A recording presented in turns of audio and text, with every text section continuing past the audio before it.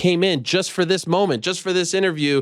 He's the great Chatri Sityodtong, chairman, founder, the man for One Championship. Hello, sir. How are you? Going, man? Great to see you. Thank you so much for having me. First time in person. Yes, first time.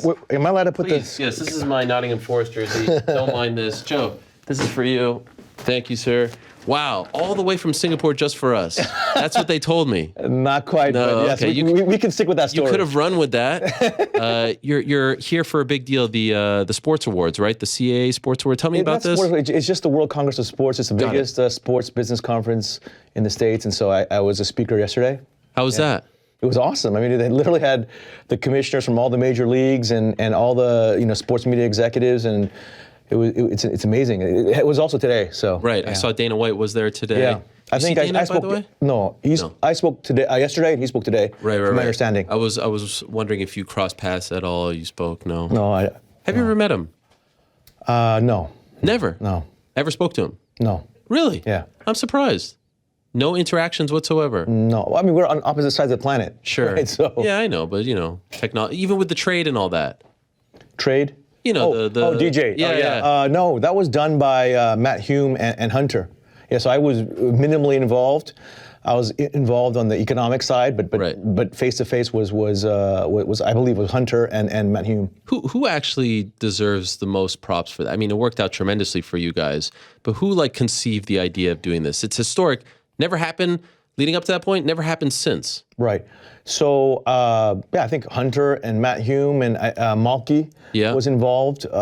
So you got to give them props. And I didn't have much to do with it, really. Really? Yeah. I mean, behind the scenes, yeah. Sure. In terms of how much we're going to pay for DJ and stuff like that. But no, I wasn't. No. Obviously, in retrospect, you would do it 10 out of 10 times, right? Yeah. I mean, to get a retired, injured Ben Askren, I think he was 2 years out of the game. Right. And he was retired for, DJ, who is still in his prime today, as he proved, a few weeks ago on Amazon Prime 2, or rather Prime 1. He's the GOAT. So to have the GOAT in his prime, it's amazing. Why haven't we seen more trades? I don't know. I mean, I think the free agency market. Well, we've been very, very selective about who we like. So we had Roberto Soldic, who I think is literally the next big thing in combat sports. But we've been hyper selective, and we will talk. And of course, I think it just hasn't come up. That was a really big signing for you guys. We had Roberto on when the news became official. That was really cool. People who watch KSW know all about him. Really big deal. How difficult of a deal was that? Because I know he had talked to, UFC. Everyone was interested. Yeah, he had offers from everybody. Yeah. It's just one of those things when you click. So Ivan is his manager and longtime manager. Actually, literally found Roberto when Roberto's 18. It's a crazy story. Roberto, is from Croatia and literally dirt poor, and went to a random bus stop because of a friend of a friend, in Germany, in Dusseldorf, waited for 4 hours and he thought that he got stood up or something, or something fishy was going on. And then Ivan, the manager, shows up, and he sleeps in in a small little closet in the gym, and that's how Roberto started. Wow. And Ivan, they became best friends and everything like that. And I don't know, we all just hit it off. Like the first call we had, we really hit it off. They came to Singapore. I think they'd received an offer from UFC, maybe a couple other organizations, and then Ivan reached out to me and said, "Hey, can we come to Singapore?" I said, "Yeah, of course." And then they came to Singapore, and then they came to one of our events, talked to a bunch of the athletes, and then I don't know, just clicked. Yeah, we just hit it off. And one of the things that really, at least for him, I mean, it felt like a really big deal that he was able to have flexibility to do other martial arts. And so, first things first, the first time we see Roberto, will it be in MMA or will it be? Yes. He's debuting December on Amazon Prime. I think it's 4 or 5. He's in December in Manila, the Thrilla in Manila. Oh, nice. He's going up against the number one Dagestani wrestler right now, literally the number one guy is Murad Ramazanov. If you ask any Dagestani, this guy is, he's the killer. He's 12-0. I want to see Roberto strike. I don't want to see him get wrestled. Roberto has a full-on game, man. He's legit, he's legit. Funny story. So I was in Zagreb, Croatia, when we're closing things out, and then Mirko Krokop invites us to his house. Oh God! And it's like a surreal moment, I was a Mirko fanboy, as a kid, and so Mirko heard I'm in town. He's like, hey, come over to my house, and so here Roberto, myself and Mirko and Ivan were at Mirko's house, and Mirko is a madman. He's like training every day, 3-4 hours a day. So he's like, come down to my basement, come to my gym, and let's all train together. And so we ended up training. Like, I thought it was gonna be like a half an hour just show me session. We ended up training for like 3 hours straight. Wow. So it was a really fun. What kind of stuff were you doing? Like hitting? Grappling, kicking, everything. And Roberto is one of those phenom athletes where it's just his balance, his explosive, his speed, his IQ. Man, he's a rare talent. He is a really rare talent. And that fight in December, what weight will it be at? It'll be welterweight, which is one hydrated 185 in one. Okay. Recently, obviously, we heard from Eddie Alvarez. You guys parted ways. I heard his side of the story. Could you tell us why, from one championship side, it was time to say thank you, but we're going in a different direction? So I have nothing but love and respect for Eddie. It's just one of those things, like, in every situation, you want to make it win-win. And if both sides are not winning, then what's the point, right? So, we had our issues, he had his issues, but again, nothing personal or nothing, upsetting. I think he wants that one more big run in his career, and I think he's of that stage, and obviously he's a legend, and it just wasn't happening for us as well. So I think both sides, we weren't completely, satisfied. But again, no hard feelings. It's like as amicable as possible. We just got on the phone and just talked, and that was it. So, if you could do it all over again, were you happy with the deal? Like, are you happy knowing how it all played out with him? He didn't win a belt, but I think he brought you some attention, especially here stateside. Are you happy with the deal that you made with him? Like, I have, again, nothing but love and respect for Eddie. He's a consummate professional. When he came to fight, he came to fight. A professional in and out of the arena, like just all around legend. So I'm happy for him. A few years ago, when you signed him, when you had the DJ deal, Sage, it felt like you were really gearing up for an American crossover debut. Obviously, the pandemic may have changed things. Is America still in the plans? Yeah, that's why I'm here speaking at this conference. Okay, yes, definitely. Okay. First on-ground event is going to be Q2 of next year. Okay. I announced it at the business conference yesterday. Do you have a date? We do, but I don't remember off the top of my head. I'm so sorry. Month? I do, but I'd rather not say it yet. Okay, fair enough. Although you are the master, but of getting information. But no, so Amazon's global head of sports was there yesterday, also speaking, Marie Donahue, and so we have big plans together, working together. It's a 5-year deal, so we really are in earnest. And the thing about Amazon as a partner is, obviously you saw the NFL numbers, right? Streaming is for real. You're seeing the whole industry migrate, and Amazon's not playing around. They really are extremely, obviously, data-driven, process-driven, phenomenal people, and they have a real dedicated team. So I feel like this is our real, beginning, if you will, day one in a new chapter, if you will. Well, no, literally day one. Right. Because when you have like a super hyper engaged partner who's going to do everything to see this property succeed together, and the thing too is Amazon only has, I think, 5 or 6 properties in the U.S. It's not like they have 20 properties, sure. Right?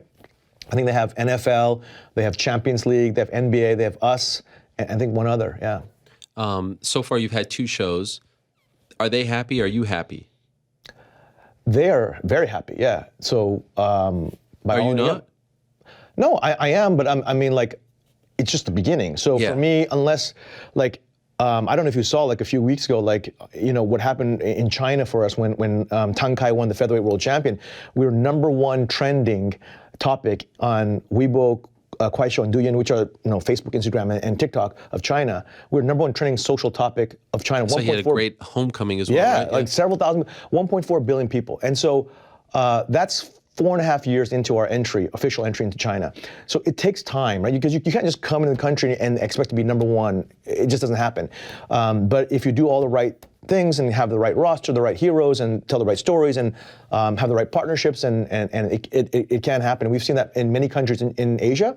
And so again, with Amazon, with Marie Donahue and her team, we really believe this is going to be a home run. So she said out in the conference that she was super happy. Her words were, the partnership has blown away the numbers or something like that. Yeah. Great. And obviously it's huge that it's in prime time here in America. When you actually come to America, do you think it'll be just like one event a year, or is it going to be multiple events here?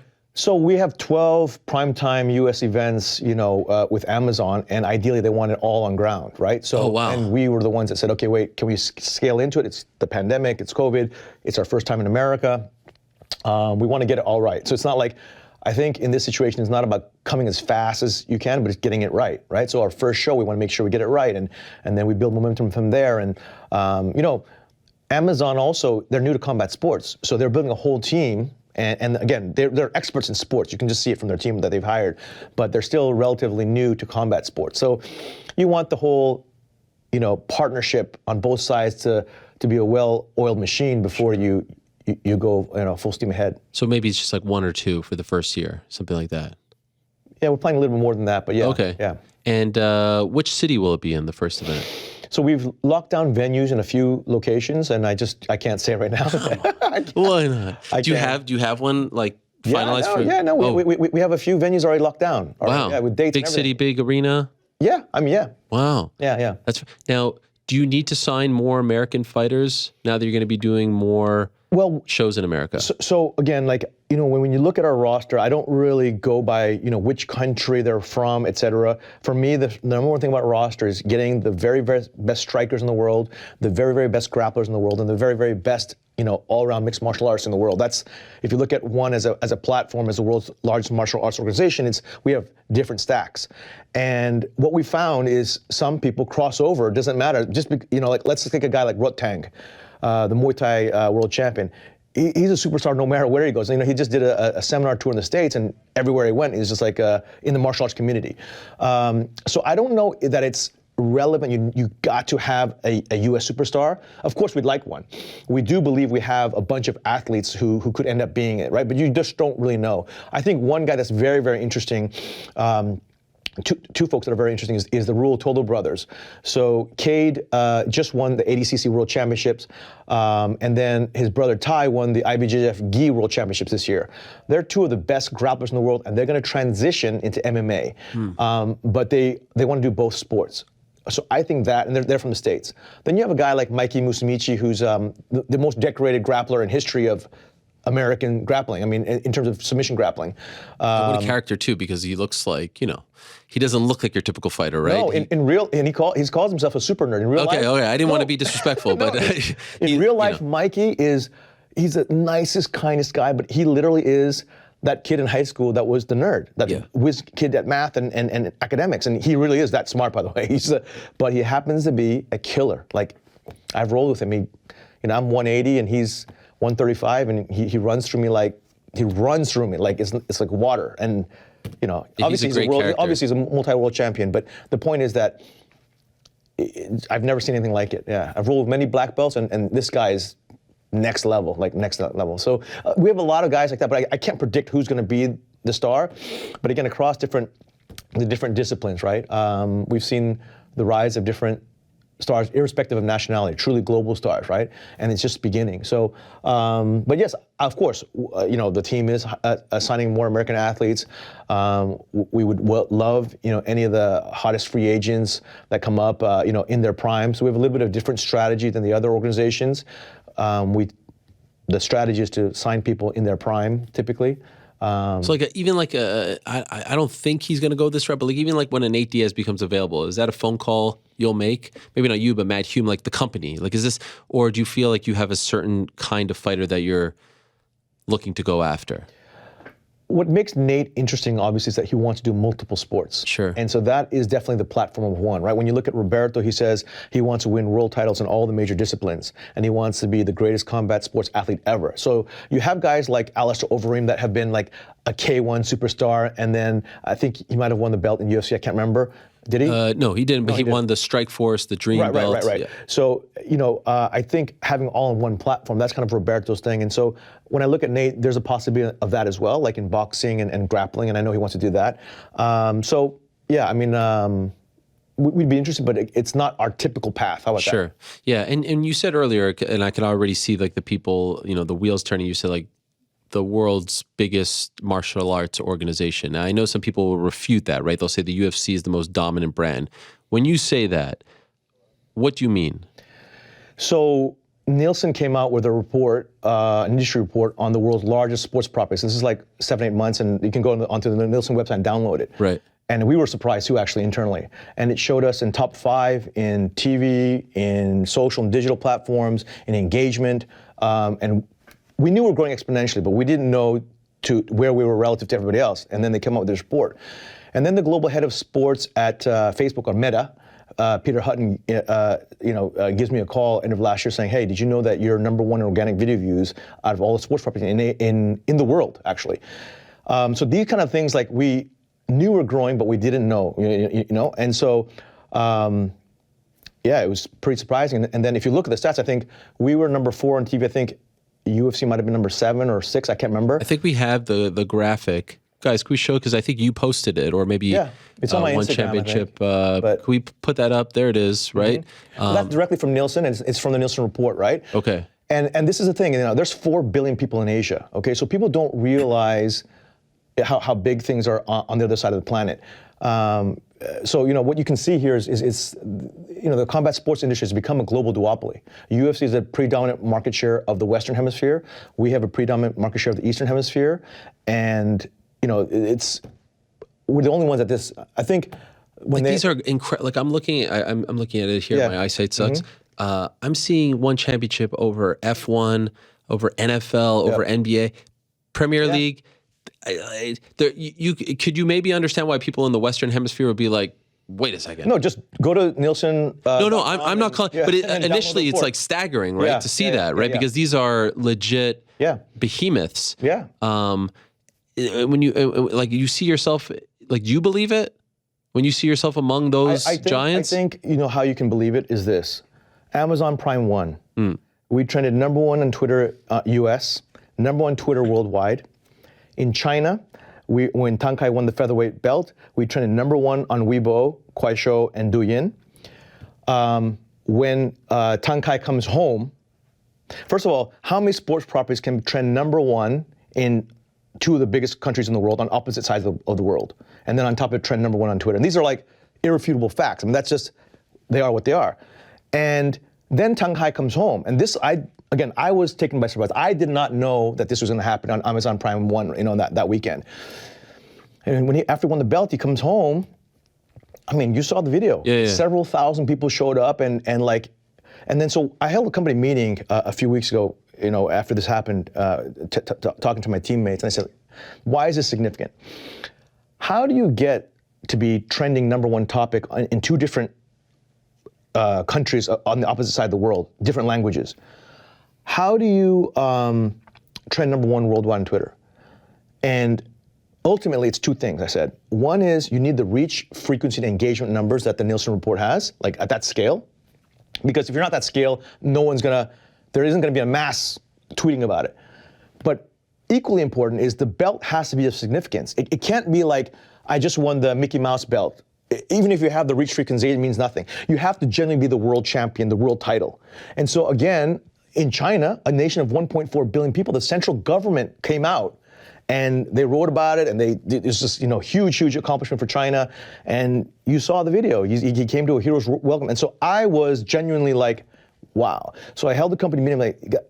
I said, everybody, this is significant. This is a significant moment in the company's history. And we're only 10 plus years old, or whatever it is, 11 years old, and I never thought that we'd be here this quickly, or even that we'd be here. I mean, I was hoping, right? And actually, I was saying at the conference yesterday when I was speaking, I was like, in many ways, I'm like the Forrest Gump of sports. I didn't envision this. I just kept running and running and running, and the first 3 years were complete disaster, Ariel. Disaster. When I started Why disaster?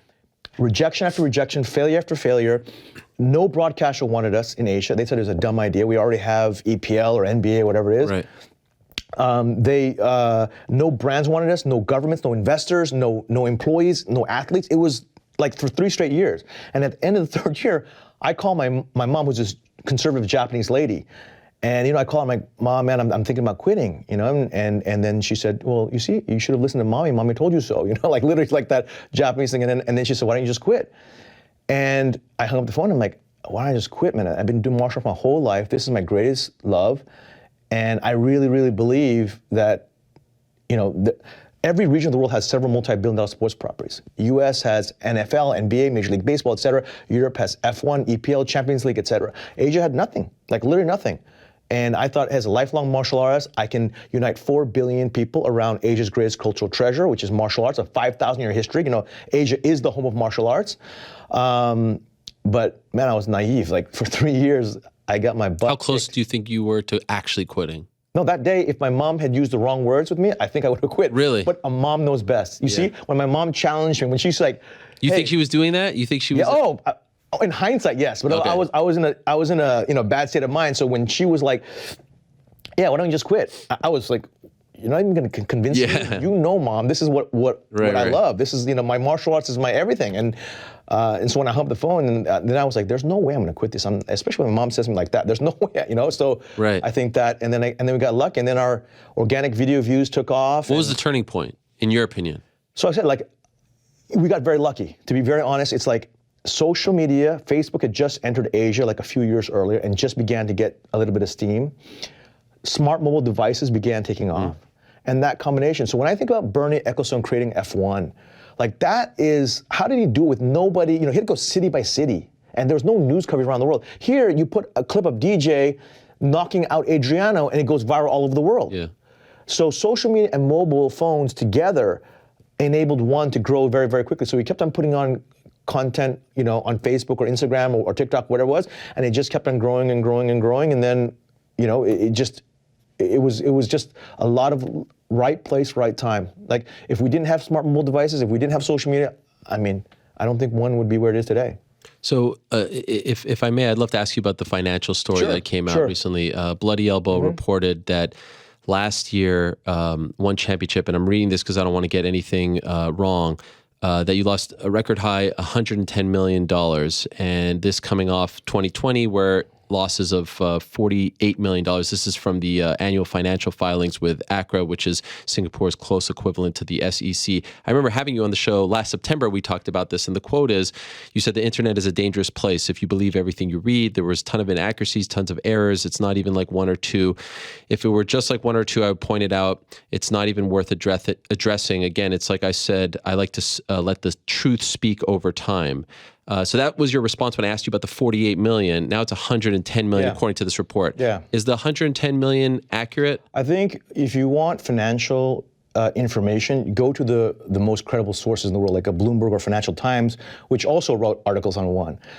Are you going to go to an MMA website, right? So that just on that level. But on the bigger picture level, okay, so it is inaccurate again, but I will It is inaccurate? Yeah, go to Bloomberg, go to Financial Times. What did they report as far as what the number was? What I'll say, Ariel, is we are in investment growth phase. To be number 5 in the world or whatever, in those Nielsen charts, you have to invest in the brand, the product, the roster, geographies, and you have to expand the footprint. And this takes a lot of capital. It's a very different approach, right? Than let's say, if I was going to open a coffee shop today, you sell coffee, you're profitable that day, but you're not scaling globally, right? So the strategy that one is used is literally like, let's have maximum reach, put us on TV everywhere across the continent of Asia, but around the world. I don't know if you saw, we just announced a broadcast deal in Middle East with Bein Sports. And then, so the idea is, again, is increasing our footprint everywhere we go, and of course, having to throw events in. But you have to create content. You have to create tons of content for each region, for each broadcaster. We have 154 broadcast partners around the world. So the strategy, again, is you have to get this scale before, and not worry so much about, what are the coffee store economics, right? And so that's the overall strategy. And we're very lucky that we have, blue chip institutional investors like Sequoia Capital, like, Guggenheim, like Qatar Investment Authority, like Temasek. Google these guys. These are like the very best and smartest investors in the world.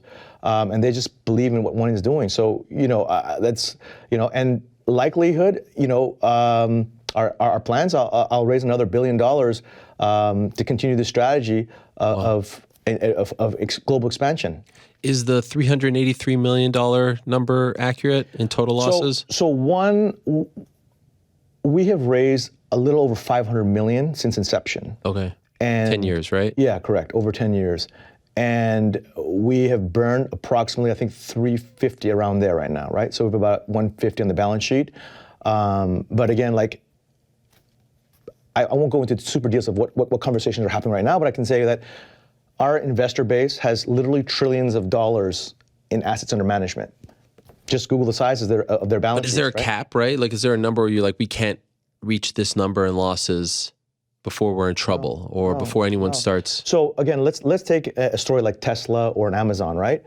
It's not about a cap of losses or whatever. It's investment. It's investment in growth. It's investment in the brand. It's investment in product. For us, it's investment in brand, product, athlete roster. It's investment in geographic expansion, et cetera, right? For us to throw an event in America this year versus next year versus this year, it's an incremental event. We're tripling the number of events next year. So this year, our event will be about 22 events. Next year, and I've already said it publicly, is 64 events. Wow. So that requires investment. Is that not too much? 64? No, pre-pandemic, I think we're, right before the pandemic, I think, if I'm not mistaken, it was 40-something events, including our smaller events. The 64 includes everything, right? Yes. The Muay Thai events as well. Yep. That's a lot of events though, no? It is. Yeah. It is. But again, what is the strategy, right? The strategy is to have the widest distribution, the very, very best athletes in the world, the world championship martial artists, and then distribute the content, live content around the world and grow that fan base and really keep investing in the brand, keep investing in the product and the platform, in the roster, in the geographic expansion. So again, we're very, very lucky. It's not like, not every company gets this opportunity, right? Most companies they don't have investor support, institutional investor support. Right. And I think, if you just take a look at the Tesla story, let's say, I think Elon, I don't know how many billions of dollars he lost, but it's not losing. To him, he was investing in factories, investing in new batteries, investing in new technology, investing in scaling his production facilities, right? It's the same equivalent, except for us, it's brand, product, platform, roster, and geography.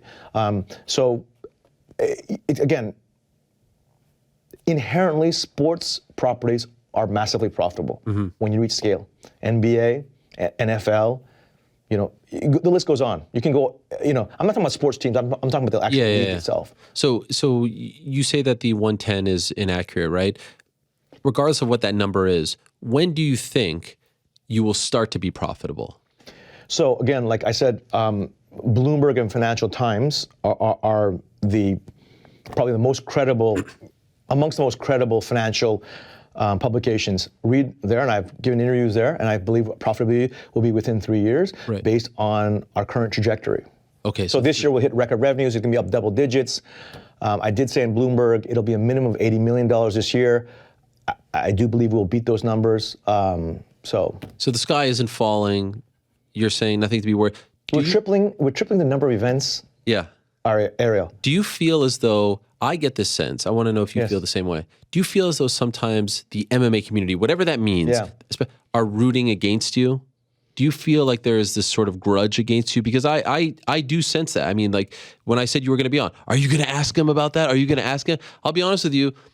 This is me shooting here. When I have Scott Coker on, I don't have people asking me, are you going to ask him about the financials? Are you going to ask him about that? Why does it seem like everyone is trying to like poke holes in whatever one is doing when there's these numbers out, when, let's be honest, like I don't think... You know what I care about, Ariel? Yeah. I care about the fact that Amazon Prime did well, trending number one Twitter. I think somebody told me, I didn't go, but somebody told me that Reddit was on fire about production and the fights and all that stuff, and Amazon Prime too as well.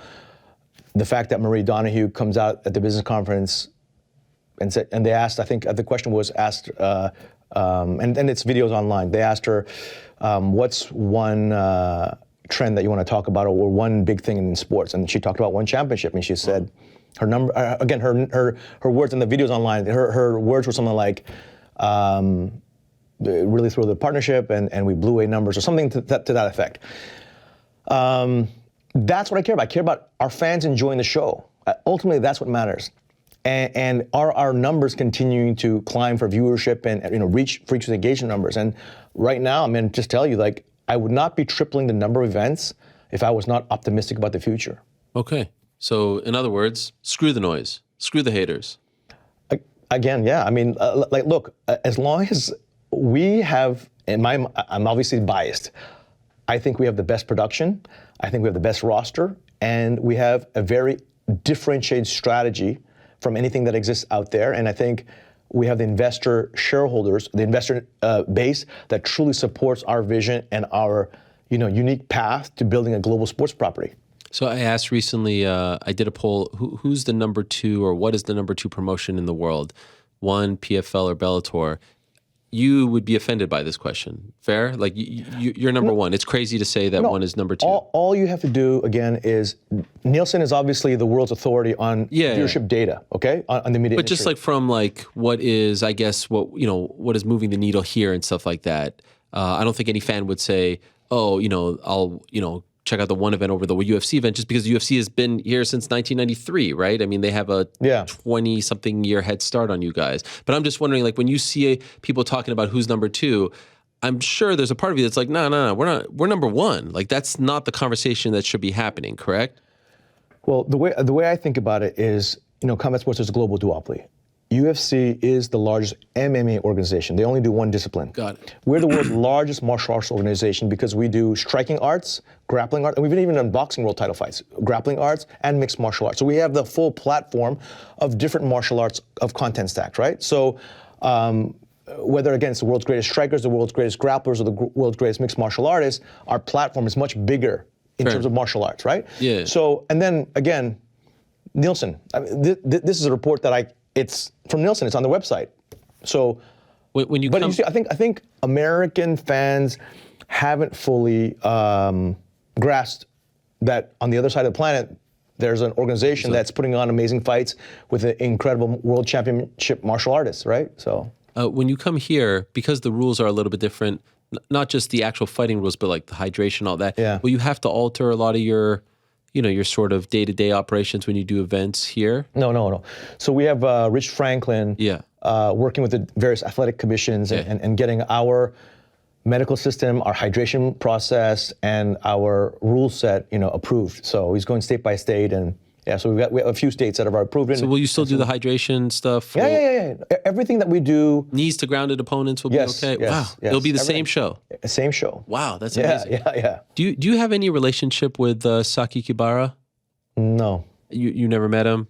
I met him once, maybe 10 years ago. I was just curious if there was ever any talks of like some sort of co-promotion or like a Ryzen versus One event, something like that. No, I'll just share a very simple story. And I don't want to name names. One of their champions came unannounced to Hawaii to quote unquote challenge or Christian Lee. Okay. Our lightweight champion, and like to his house or gym? No, to the gym. Okay. And Christian Lee tooled him, and I don't want to name bad name, but like destroyed him, and that was one of their best champions. So I don't want to go into it, but if you're in the know in Asia, I mean, it's not comparable. It's not, the skill set level is not comparable. As far as the reach, like there was once a time, as you know, Pride was the biggest thing, right? Millions and millions of people were watching. Is there any chance that we could get back to that in Japan? Do you feel like, or was the damage done? Is there just too much of a hole to climb out of? I think it's possible. I think it's possible. I'm holding a press conference on Monday in Tokyo. So right after this, tomorrow I fly to Tokyo. And yeah. What is it about? No, I mean our event. Okay. I thought you were making a big announcement. No. I know you've held events there, but can we ever get back to like the New Year's, 50 million people watching type of thing? I believe so. You think so? Why? First, Japan is a country of 110 million people. I mean 120 million. And it's a martial arts culture. Just like almost every Asian country, it's a martial, meaning that kids and families and parents and grandparents all have black belts or have all martial arts. I mean, there's a culture. And in Japan, it's karate since kids. It's aikido. It's judo. It's kendo. Like literally, I don't think out of the 120 million people in Japan I don't think there's a single person who's not done martial arts. Like, sure, whether it's a child or high school or et cetera. So with that level of engagement and knowledge, it's just. There's a real Bushido culture in Japan that I think it's just the right product, right timing. And again, I think we were doing really well in Japan before the pandemic, and then obviously it put a screeching halt to our progress. But yeah, I mean, I believe in Japan.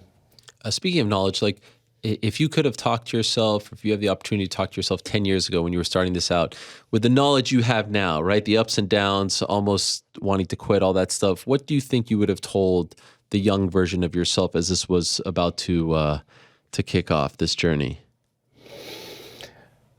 You know, it's exactly like fighting in life. You know, just life. Any big dream.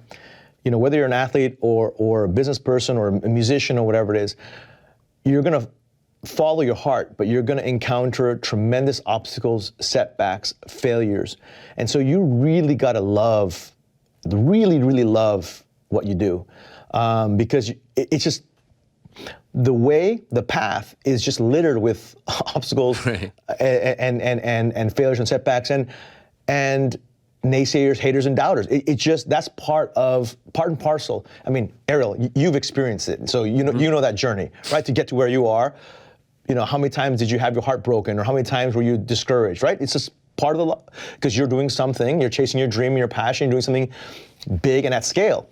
So I think that's just part of the journey of anybody who wants to do something in life, and you want to chase your dreams. It just, you got to understand there's always going to be good and there's always going to be bad. It's not like from the outside you're like, oh my God, look at Ariel's life. He's got this cool studio and all this funky stuff.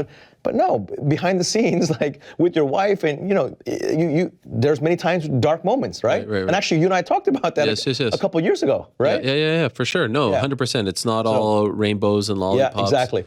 But I think a key thing is to not feel sorry for yourself, right? You can either be like, oh, woe is me, I'm going to quit. Or you can be like, hey, you know what? I'm going to dust myself off and I'm going to punch back. That's exactly, and that's why I said Forrest Gump, just keep running. Right. That's how I think about that. Doesn't matter what happens. I try my best. My team and I, we try our best. We're very blessed to have the smartest blue chip institutional investors, you know, backing one, who have trillions of dollars of assets under management. They believe in the vision. They believe in our strategy, as crazy as it may be. And, you know, I genuinely have the greatest teammates in the world.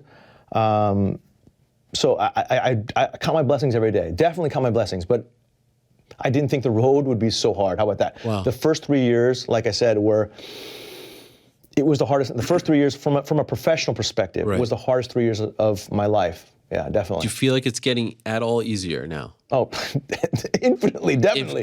Definitely. Okay. I mean, if remember, the first 3 years, I couldn't raise a penny from any I met with like 100 institutional investors. Wow. Nobody gave me a dollar. They just didn't believe in it.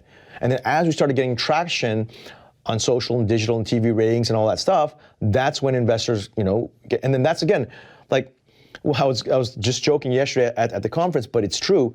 You know, Amazon, to do a deal with Amazon, they are the most data-driven company, full stop. They poured over the data room, all of our social media, digital metrics, TV, I mean, they went through a fine-tooth comb, like as if they were going to invest like $10 billion, right? I mean, it's. And I was joking that they're just as tough as Sequoia Capital. When Sequoia Capital invested in one, who coincidentally is our largest shareholder, institutional shareholder, and Sequoia Capital has invested in companies like Apple when there was 3 people. They invested in Google. They invested in, you know, all the iconic Cisco, Oracle, Yahoo, any of the iconic Silicon Valley companies. In Silicon Valley, Sequoia Capital literally invested like since day one when there's only 3 or 5 or 10 people. So they've had a tremendous track record over the last 50 years of picking the winners in various industries, and we're their very first sports investment in history. Wow. So, well, there's a lot to be excited about. 2 Amazon events in the books. Third one coming up not this weekend, next week, next Friday. So after Tokyo, I spent a few days in Tokyo for work. Then I fly to Malaysia for our event, and then then I'm back on the road flying around. And you've got the great John Lineker headlining that one. So, he's always very exciting. I think he's the underdog in this fight. You think so, as champion? Yes. Fabrício Andrade is next level talent. I mean, obviously, I have a lot of respect for John, and he's a big monster KO puncher. But you got to keep your eye on this guy. Fabrício Andrade, just elite level striking and just a very talented guy. And actually, it's funny because my buddy Rafael dos Anjos sparred with Fabrício Andrade back in Brazil, I think a couple years ago, and said this kid is special. Wow. Okay, yeah. That's high praise. Yeah. And you've got my good friend Mike Mansouri over on the TV side. He's doing well. He's okay. Yeah, he's awesome. He's not causing trouble. No, he's awesome. Okay, he's the best. He's a whiz coming from WWE. I'm a huge fan of his, and I wish you guys nothing but the best. I appreciate you coming on. Continued success. Selfishly, I love the Friday night, prime time here in America. I don't know if the fighters love it as much in the morning over there and the fans, but love it here, and it's very easy to get to. On the app, the Prime app, you don't have to sign up even more. If you're a member, you can get it. So keep it up, and I look forward to the American debut. And when you want to announce it, come back on the show and let us know. For sure. All right. But maybe not in person. Okay, fair enough. Yes, it's Thank a you, long man. journey. Yes. Thank you, man. And I'm so happy that you didn't have to wake up early to do this, unlike the other times. Thank I you think so the last much. time it was like 2 a.m. Yes, or whatever. yes, So, I appreciate it. Okay, Joe's going to cool. walk you out. Thank you. All the best to you, Chatri. Thank you man. so Thank much. you. There he is.